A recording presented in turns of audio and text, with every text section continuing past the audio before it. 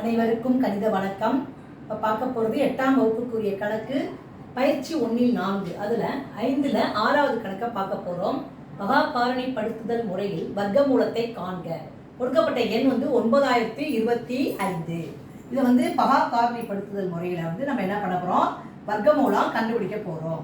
இப்போ 1ஆம் இலக்கம் 5ல் முடிச்சிருக்கிறதுனால நான் 5ஆல் வகுத்துட்டு வரேன்.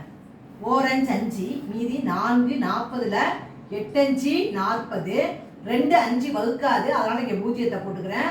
25ல் 5 25. திரும்பவும் 5ஆம் வாய்ப்பாடில் வகுக்கிறோம்.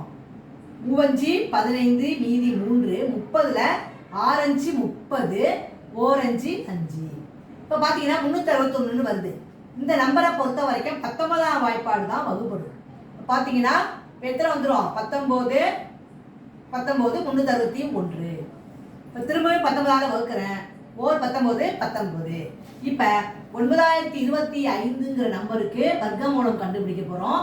அதில் இப்போ என்னென்ன நம்பர்லாம் வகுத்துட்டு வந்திருக்கோம், 5 × 5 × 19 × 19. வர்க்கமூலம் எடுக்கும் பொழுது 2க்கு ஒரு நம்பரை வெளியில் எடுத்துடுறோம். 2 5க்கு ஒரு 5 பெருக்கல் 2 19க்கு ஒரு 19. இது ரெண்டையும் பெருக்கினால் வரக்கூடிய விடை 95. அப்போ therefore 9025இன் வர்க்கமூலம் எவ்வளவு கிடைச்சிருக்கு, 95 என்பது இந்த கணக்குக்குரிய விடையாகும். புரிஞ்சுங்களா?